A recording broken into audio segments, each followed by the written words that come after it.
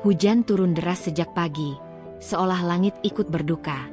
Rumah itu berdiri kokoh di tengah kota kecil yang damai, tapi di dalamnya, sunyi menekan seperti dinding yang menutup rapat setiap celah udara. Di ruang tamu, sebuah kursi kayu masih menyimpan bekas duduk seseorang yang tak akan pernah kembali. Ibu duduk di kursi lain, matanya kosong menatap ke arah pintu yang tak lagi diketuk oleh suara riang putra tunggalnya. Di meja kecil, foto besar anak lelaki itu berdiri dalam bingkai sederhana. Senyum yang terabadikan di sana seakan mengejek hatinya yang kini porak-poranda. Sejak kecelakaan tragis merenggut nyawa anaknya, hari-hari ibu tak pernah sama. Dulu, setiap pagi selalu ada suara langkah tergesa di lorong, suara tawa bercampur dengan aroma kopi yang baru diseduh. Kini, yang tersisa hanya sepi yang menempel di dinding dan lantai rumah, membuat setiap sudut terasa dingin. Ibu menolak semua hiburan. Televisi tetap mati, radio disimpan di lemari, dan telepon jarang diangkat.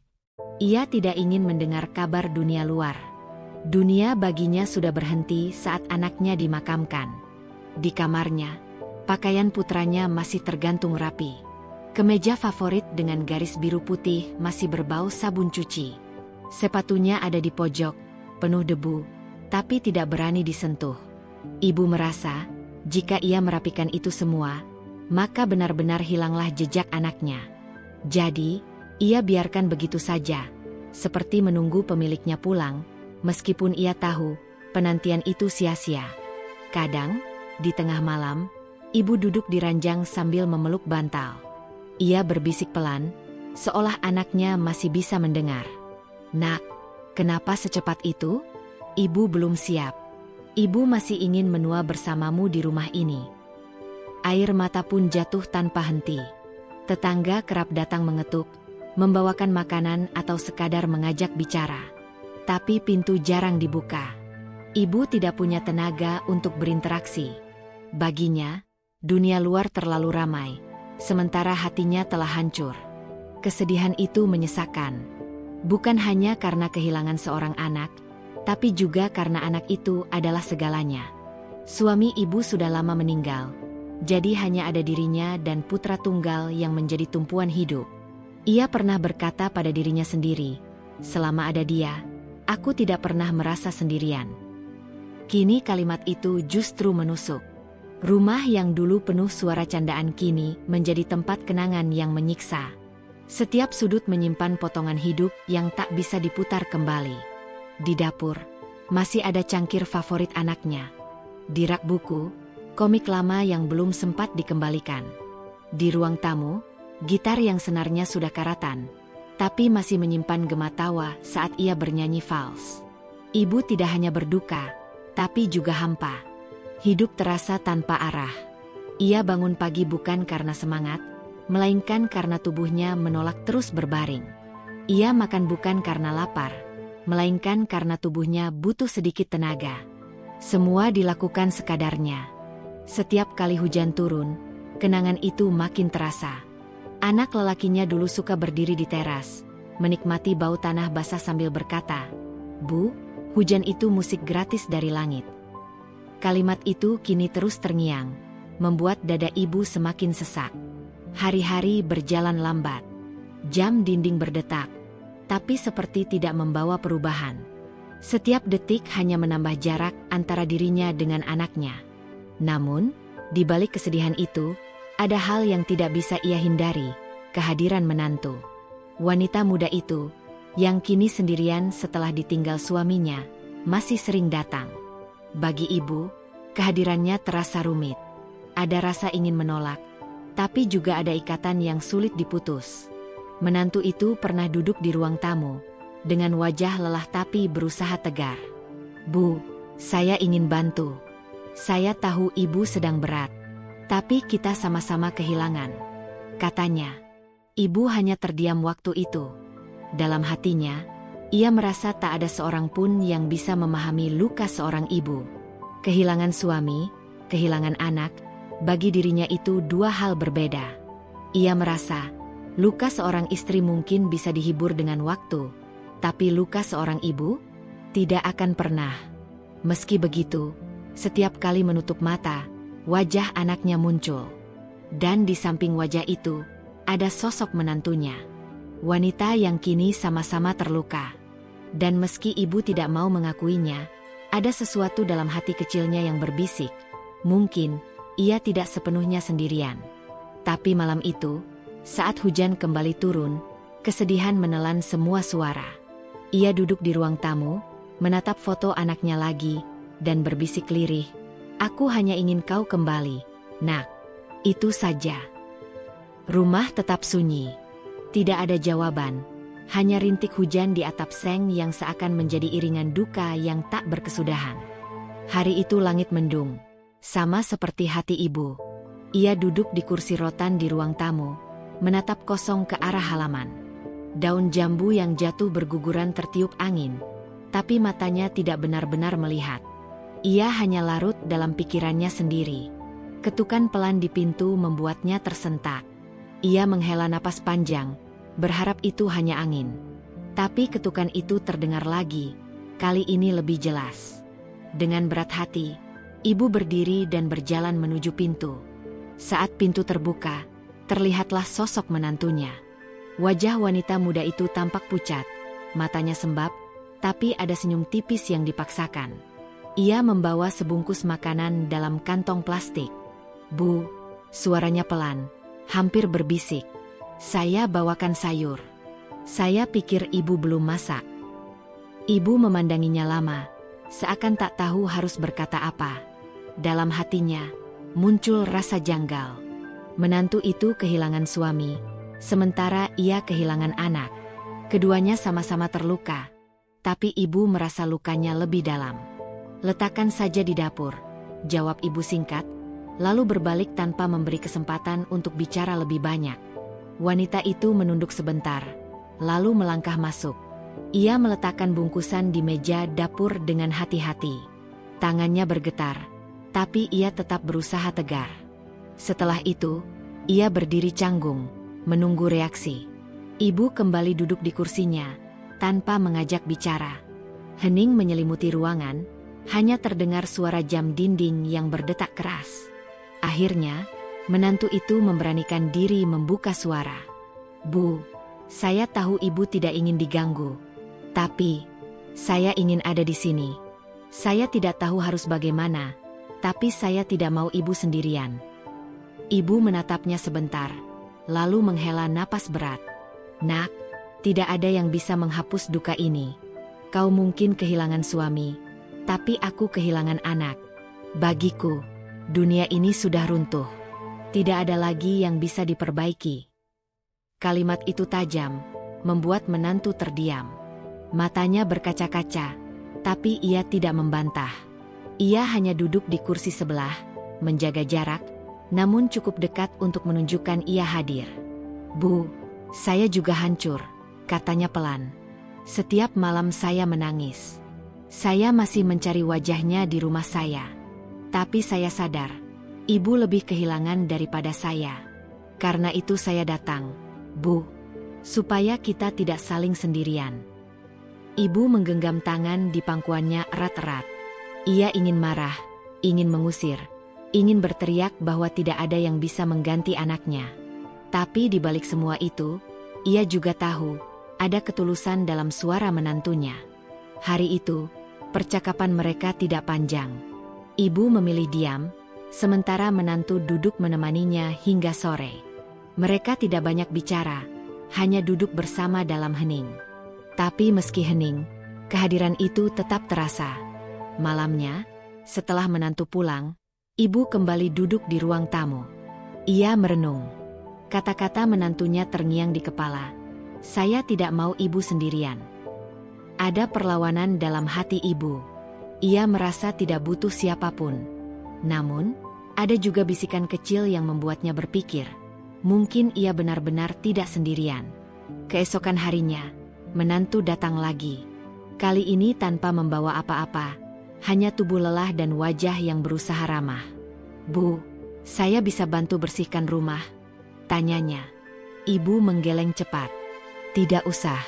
Rumah ini baik-baik saja. Tapi debunya sudah tebal, Bu.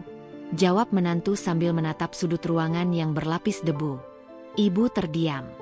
Ia tahu menantunya benar. Tapi entah mengapa, ia merasa jika rumah ini dibersihkan, jejak anaknya akan ikut hilang. Jadi ia tetap menggeleng. Menantu tidak memaksa. Ia hanya mengambil sapu kecil dan mulai membersihkan pojok yang kotor. Ibu ingin memarahinya, tapi melihat wajah tekun itu, ia tidak sanggup. Hari-hari berikutnya, menantu datang lebih sering. Kadang membawa makanan, kadang hanya duduk menemani. Ibu tetap menolak sebagian besar bantuannya, tapi ia tidak lagi mengusir. Ada ketegangan di setiap interaksi. Ibu sering merasa tersinggung, merasa duka tidak seharusnya disentuh orang lain. Tapi perlahan, ia mulai melihat ketulusan menantunya. Wanita itu tidak pernah mengeluh, tidak pernah marah, hanya sabar meski sering ditolak. Suatu sore, saat hujan turun deras, menantu duduk di teras bersama ibu. Mereka berdua hanya diam, menatap air yang jatuh dari langit. Dia suka hujan, kata menantu tiba-tiba. Dia selalu bilang hujan itu musik. Ibu masih ingat. Ibu menoleh cepat, terkejut. Itu adalah kalimat yang sama persis dengan yang pernah diucapkan anaknya. Dada ibu terasa sesak. Ia ingin menangis, tapi ditahannya. Menantu tersenyum kecil, meski matanya basah. Kadang saya dengar suaranya di kepala. Saya tahu itu hanya kenangan, tapi rasanya nyata. Ibu tak sanggup menjawab. Ia hanya menatap derasnya hujan, sambil dalam hati mengakui bahwa ia dan menantunya sama-sama menyimpan luka yang tak terlihat. Malam itu, untuk pertama kalinya sejak anaknya meninggal, ibu merasa sedikit berbeda. Meski ia masih berduka, ada sesuatu yang berubah. Kehadiran menantunya memang sulit diterima, tapi juga tidak bisa diabaikan. Ia tahu, hubungan ini belum mudah. Masih banyak dinding tebal di antara mereka. Tapi ada celah kecil yang mulai terbuka. Celah yang mungkin suatu hari bisa membawa cahaya ke dalam rumah yang selama ini gelap. Hari itu cuaca mendung, tapi hujan tidak turun. Udara terasa lembab, dan rumah ibu seperti biasa, hening. Ibu duduk di kursi rotan dengan pandangan kosong, sementara menantunya mondar-mandir di ruang tengah. Awalnya, ibu merasa terganggu. Ia tidak suka orang lain membuka-buka isi rumah, apalagi barang-barang peninggalan putranya. Tapi menantu itu, dengan hati-hati, mulai membereskan sudut ruangan yang selama ini dibiarkan begitu saja. Di bawah meja besar, ada beberapa kotak kardus yang sudah berdebu. Kotak itu berisi barang-barang putra ibu yang dulu sengaja disimpan. Ibu jarang menyentuhnya, karena setiap kali melihat, hatinya seperti ditusuk. "Bu, boleh saya rapikan ini?" tanya menantu pelan, sambil menunjuk ke arah kotak. Ibu terdiam lama. Tangannya gemetar di pangkuan. Ia ingin berkata jangan, tapi lidahnya keluh. Akhirnya ia mengangguk pelan, meski matanya memandang penuh rasa berat. Menantu mulai membuka satu persatu. Di dalamnya, ada baju lama, buku catatan kuliah, bola sepak yang sudah kempis, juga gitar kecil dengan senar yang putus. Begitu melihat gitar itu, air mata ibu langsung menggenang. Itu gitar waktu dia SMA. Dia sering nyanyi di kamar, suaranya fals sekali. Katanya, tanpa sadar tersenyum kecil. Menantu ikut tersenyum. Dia sering nyanyi juga di rumah. "Bu," katanya, meski suaranya jelek, yang penting semangatnya besar. Ibu tertawa lirih, tawa pertama yang keluar setelah sekian lama. Meski hanya sebentar, suara tawanya memecah kesunyian rumah. Kotak berikutnya berisi album foto. Menantu membuka dengan hati-hati, lalu memperlihatkannya pada ibu. "Bu, lihat ini, waktu dia kecil, ya." Ibu mendekat.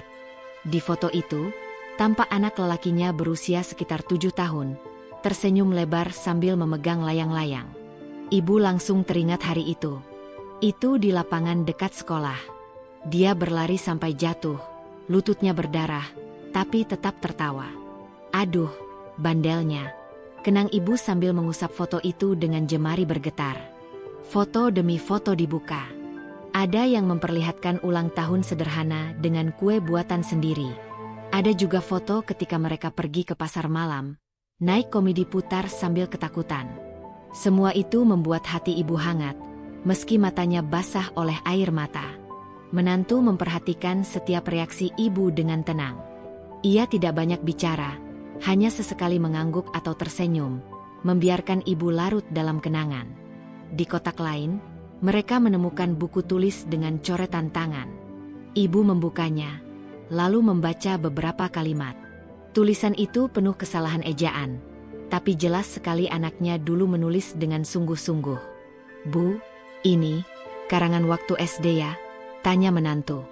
Ibu mengangguk, tersenyum getir.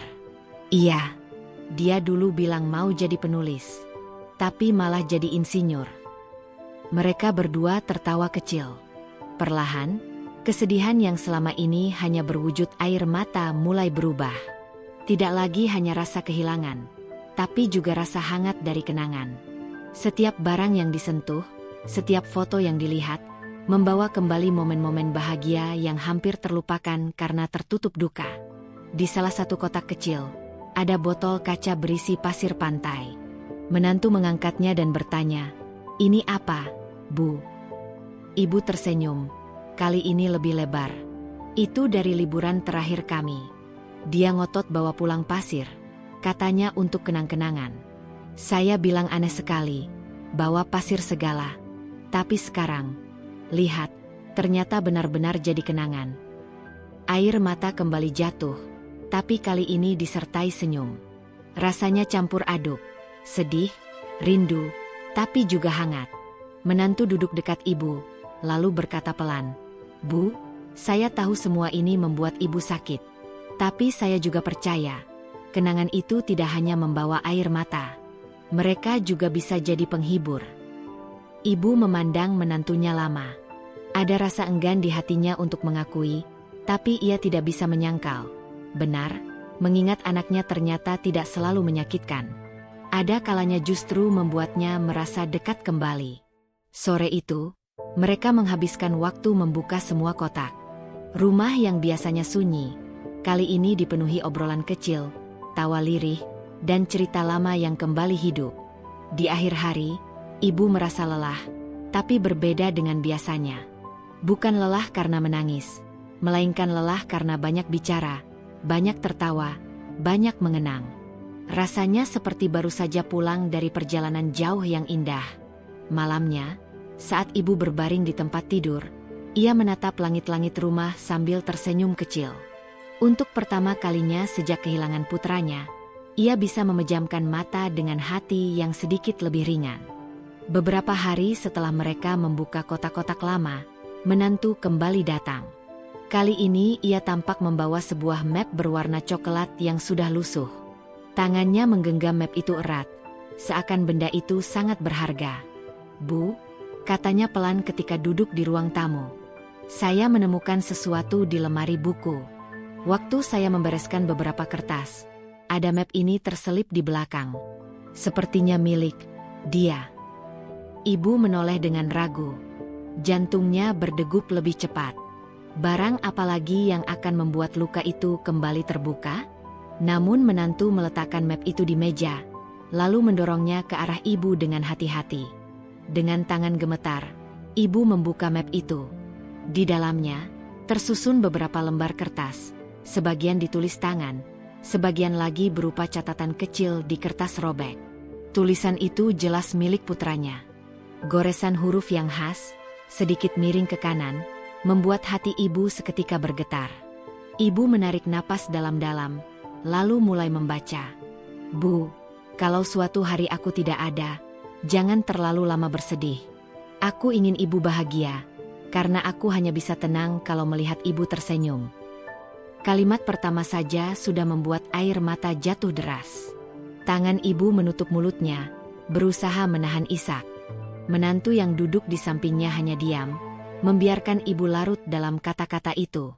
Lembar berikutnya berisi catatan singkat. "Bu, jangan lupa makan tepat waktu. Jangan kebanyakan pikiran.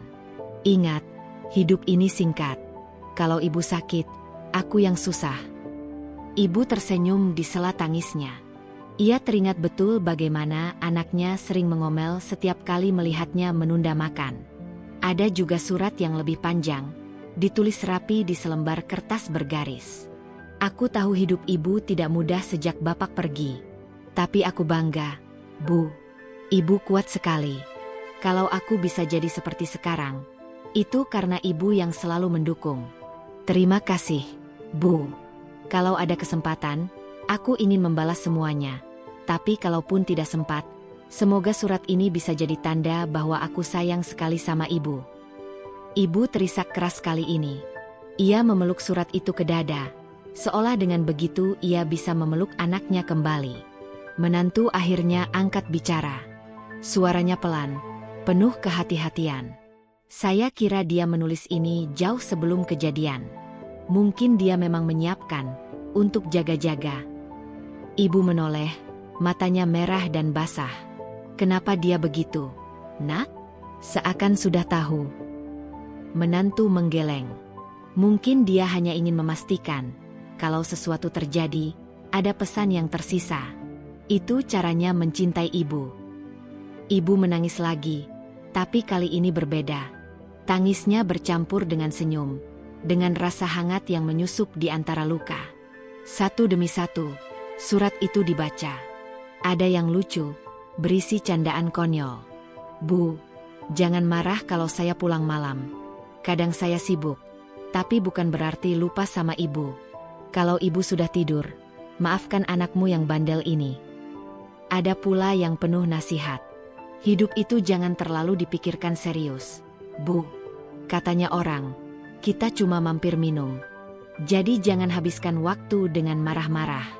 Lebih baik kita sering jalan ke pasar malam, makan sate, tertawa. Ibu terkekeh lirih. Air matanya tetap jatuh, tapi senyum tidak bisa ditahan. Rasanya seperti anaknya sedang duduk di hadapannya, berceloteh dengan gaya khasnya. Di antara tumpukan itu, ada satu amplop kecil bertuliskan, "Untuk ibu, dibuka kapanpun ibu merasa lelah." Tangan ibu gemetar ketika membukanya. Isinya hanya selembar kertas pendek. Bu, kalau ibu merasa hidup terlalu berat, ingatlah, ibu sudah berhasil membesarkan aku. Itu pencapaian terbesar. Jadi jangan pernah merasa gagal. Aku bangga jadi anakmu. Surat itu membuat ibu menangis terisak, memeluk kertas itu erat-erat. Menantu pun tak bisa menahan air mata. Ia ikut menangis, tapi tetap menggenggam tangan ibu, memberi kekuatan. Bu, katanya pelan, dia benar. Ibu sudah luar biasa. Saya juga bersyukur bisa jadi bagian dari keluarga ini. Saya akan berusaha menemani ibu, kalau ibu mengizinkan. Ibu menatap menantunya lama. Ada sesuatu yang berubah dalam tatapan itu. Bukan lagi hanya rasa janggal atau penolakan, melainkan mulai ada rasa menerima. Hari itu, rumah yang biasanya hanya dipenuhi sepi, kini dipenuhi suara tangis dan tawa bercampur. Surat-surat itu seakan membawa kembali kehadiran putra yang sudah tiada. Bukan sebagai luka, tapi sebagai cahaya yang menuntun. Malamnya, ibu menyimpan semua surat itu di meja kecil di samping ranjang. Ia berjanji pada dirinya sendiri untuk membacanya lagi setiap kali merasa hampa. Dan sebelum tidur, ia berkata lirih, "Nak, kau memang sudah tiada. Tapi cintamu masih ada di sini." Untuk pertama kalinya, ibu merasa hatinya sedikit terbuka. Luka itu masih ada, tapi tidak lagi segelap dulu. Ada cahaya kecil yang mulai masuk, dan itu cukup untuk membuatnya bisa bernapas lebih lega. Sejak surat-surat itu ditemukan, rumah ibu tidak lagi sepenuhnya sunyi. Ada sesuatu yang berubah. Duka memang masih menggantung, tapi di sela-selanya, muncul ruang untuk tersenyum. Menantu yang sabar itu semakin sering datang, bukan lagi dengan canggung, melainkan dengan langkah yang lebih mantap. Suatu pagi, ibu terkejut ketika masuk ke dapur. Di meja makan, sudah ada secangkir kopi hitam dan sepiring pisang goreng. Aromanya mengingatkan ibu pada kebiasaan putranya. Dulu, setiap akhir pekan, anaknya selalu membuatkan kopi sambil bercanda. "Bu, kopi buatan anakmu lebih mantap dari warung sebelah. Ini saya buatkan, Bu, kata menantu, muncul dari arah kompor. Wajahnya hangat, meski matanya tampak lelah. Ibu menatap kopi itu lama. Jantungnya berdebar, kenangan menyerbu. Dengan hati-hati ia menyesap. Rasa pahit manis itu membuatnya nyaris menangis. Rasanya sama, katanya lirih. Menantu tersenyum. Saya belajar dari dia. Dia pernah bilang, kalau bikin kopi untuk ibu harus pakai gula setengah sendok saja. Ibu terdiam, matanya berkaca-kaca. Ternyata anaknya pernah menitipkan hal-hal kecil, sederhana, tapi penuh cinta. Hari-hari berikutnya, menantu terus menghadirkan kejutan-kejutan kecil. Di ruang tamu, ia menggantung kembali foto keluarga yang sudah lama disimpan.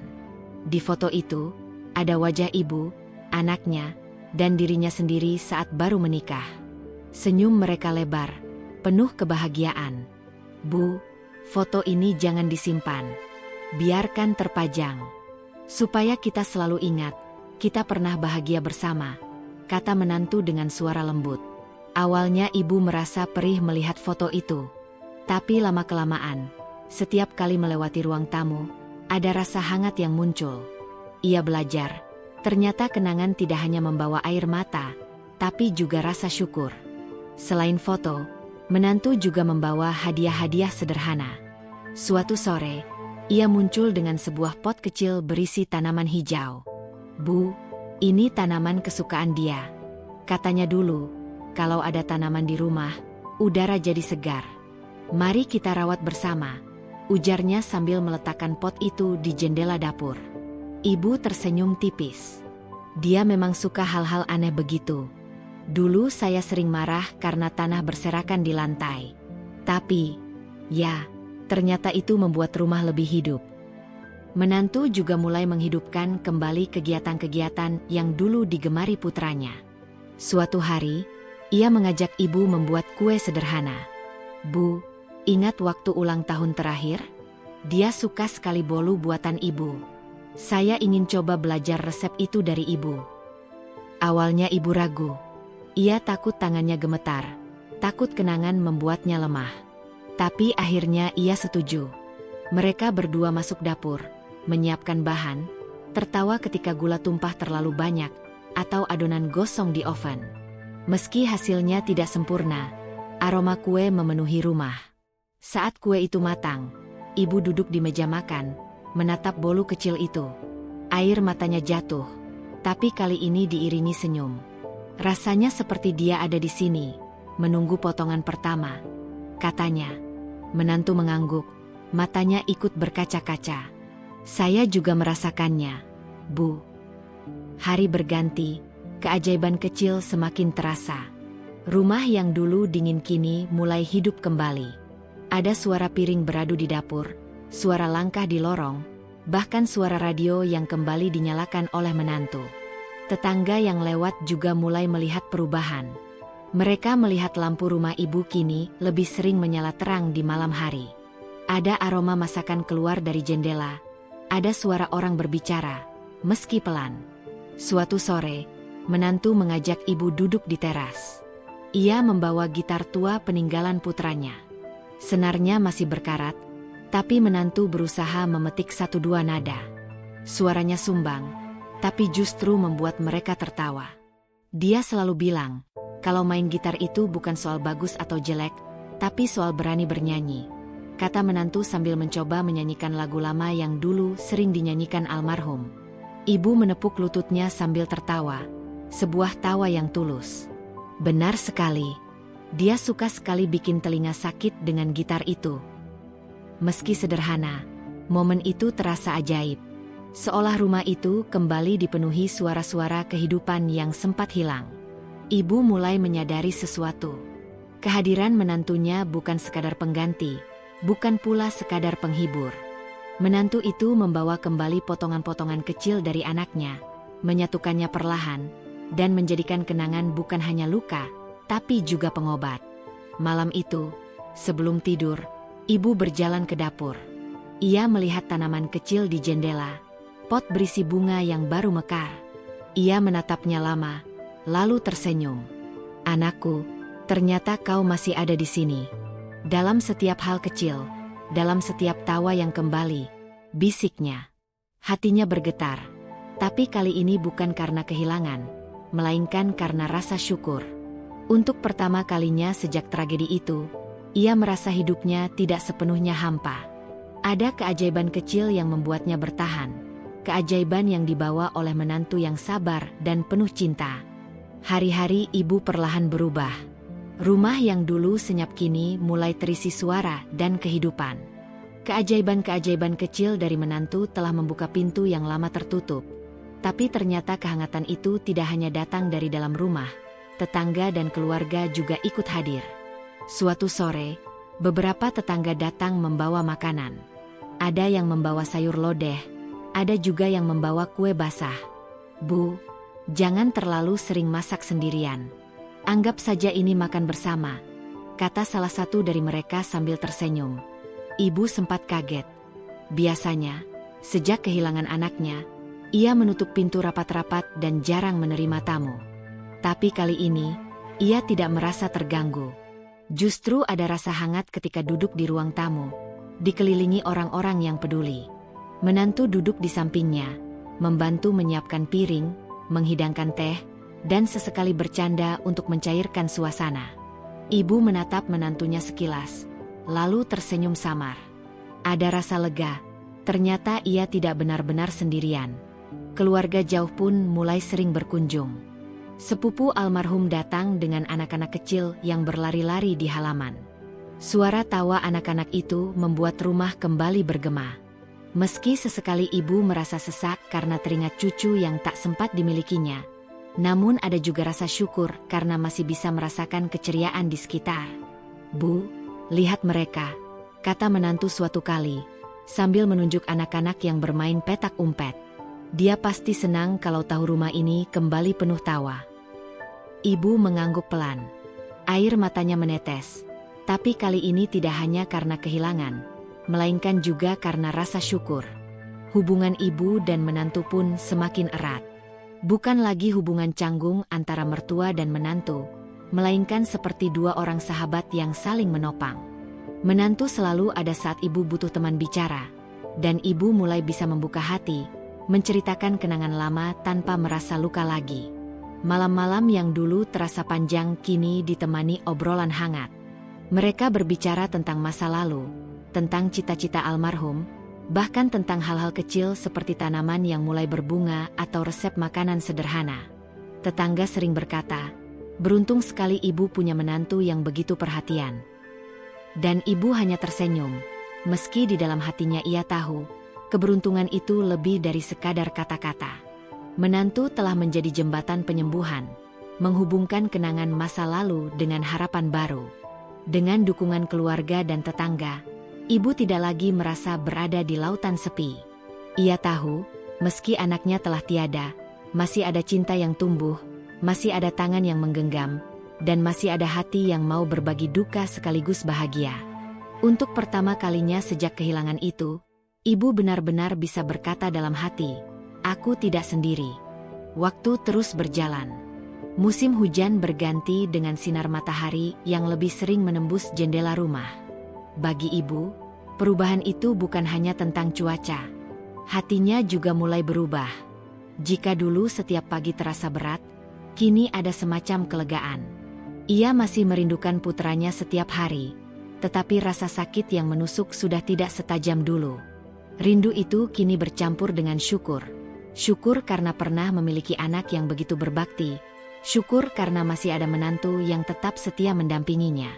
Suatu sore, ibu duduk di teras bersama menantunya. Mereka menatap halaman yang hijau setelah disapu hujan. Ibu berkata pelan, "Dulu, setiap melihat halaman ini, aku hanya melihat kehilangan. Sekarang, aku mulai melihat kenangan. Indah, walaupun menyakitkan." Menantu hanya tersenyum.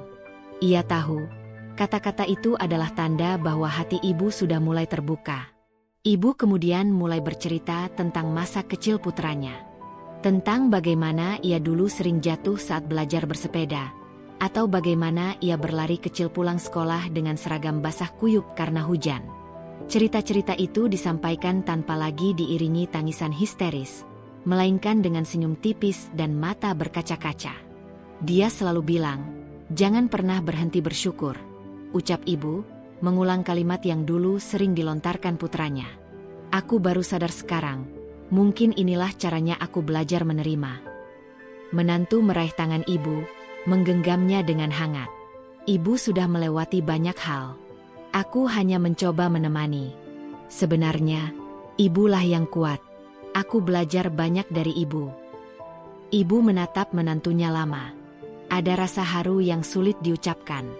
Selama ini ia mengira duka hanya miliknya, padahal menantunya juga kehilangan seorang suami. Namun, di tengah kesedihan itu, menantu justru mampu memberi kekuatan, bukan sekadar untuk dirinya sendiri, tapi juga untuk ibu. Di titik itu, ibu menyadari sesuatu. Ia tidak hanya perlu belajar bersyukur, tapi juga memaafkan. Memaafkan keadaan, memaafkan takdir yang merenggut putranya begitu cepat, bahkan memaafkan dirinya sendiri karena sempat larut terlalu lama dalam kesedihan. Malam itu, ibu berdoa lebih lama dari biasanya. Bukan lagi dengan air mata yang penuh keluhan, melainkan dengan hati yang lebih damai. Ia berterima kasih atas setiap detik yang pernah ia lalui bersama putranya.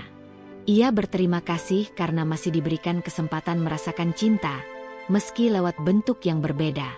Ketika doa selesai, ia menoleh ke arah menantunya yang sudah tertidur di kursi panjang ruang tamu.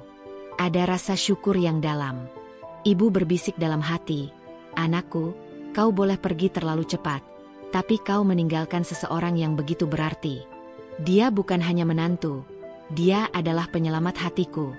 Untuk pertama kalinya sejak kehilangan itu, ibu benar-benar merasa damai. Hari-hari ibu kini jauh berbeda dari dulu. Rumahnya sudah tidak lagi menjadi tempat sunyi yang penuh air mata. Ada tawa kecil dari tetangga yang datang, ada obrolan hangat dengan keluarga, dan ada menantu yang selalu siap menjadi teman berbagi cerita. Hatinya lebih tenang, lebih damai. Suatu malam, setelah makan malam sederhana, menantu duduk di samping ibu. Wajahnya terlihat serius, seakan ada hal besar yang ingin ia sampaikan. Ibu menatapnya heran. "Ada apa? Kok wajahmu seperti itu?" tanya ibu. Menantu menarik napas panjang. "Bu, ada sesuatu yang selama ini aku simpan. Aku rasa sekarang waktunya ibu tahu." Ibu diam. Jantungnya berdegup lebih cepat. Ia takut sekaligus penasaran. "Setelah suami saya, anak ibu, pergi, aku menemukan beberapa dokumen tentang tabungan dan harta peninggalannya," ujar menantu hati-hati. "Awalnya, aku ingin menyerahkannya langsung pada ibu. Tapi, aku teringat pesan dia dalam surat-surat yang kita baca dulu. Dia selalu ingin membantu orang lain, meskipun sederhana." Menantu menunduk, lalu melanjutkan, "Jadi aku memutuskan untuk menyimpan warisan itu sementara, bukan untukku, bukan juga untuk ibu, tapi untuk sesuatu yang lebih besar. Aku sudah mulai menggunakannya untuk membantu keluarga-keluarga di sekitar kita yang kesulitan. Membiayai sekolah anak yatim, memperbaiki rumah seorang janda tua, juga membantu tetangga yang sakit." Ibu terdiam. Tangan tuanya gemetar di atas meja. "Bu, aku minta maaf karena tidak langsung bicara. Aku takut ibu salah paham. Tapi aku yakin, ini yang dia mau. Dia selalu bilang, hidup itu harus bermanfaat untuk orang lain." Air mata menetes di pipi ibu. Dadanya terasa sesak, bukan karena marah, melainkan karena campuran rasa haru dan takjub. Ia menatap menantunya dengan pandangan yang bergetar. "Jadi, selama ini, kau menyimpan semua itu untuk kebaikan?" Suara ibu lirih. Menantu mengangguk pelan. "Ya, Bu. Dan kalau ibu setuju, aku ingin kita melanjutkan bersama. Menggunakan apa yang ditinggalkan almarhum bukan hanya untuk mengingatnya, tapi juga untuk meneruskan semangat hidupnya." Ibu menutup wajah dengan kedua tangannya. Tangisnya pecah, tapi kali ini tangis bahagia. Ia merasa seperti menemukan kembali putranya lewat perbuatan menantu. Cinta anaknya ternyata tidak berhenti saat nyawanya berakhir. Cinta itu terus hidup, menjelma dalam kebaikan yang nyata. Dengan suara terbata, ibu berkata, "Kau bukan hanya menantuku, kau adalah anakku juga. Terima kasih. Kau sudah membuatku percaya bahwa kehilangan bukan berarti segalanya berakhir." Menantu memeluk ibu dengan erat. Malam itu, di rumah kecil yang dulu hanya penuh duka, dua hati saling menguatkan dalam kehangatan. Di luar, hujan turun pelan. Tapi di dalam rumah, ada cahaya yang lebih terang dari sebelumnya. Cahaya cinta, syukur, dan harapan baru. Dan untuk pertama kalinya, ibu tersenyum sambil menangis bahagia. Yakin bahwa cinta putranya akan selalu hidup, lewat kebaikan yang tidak pernah berhenti.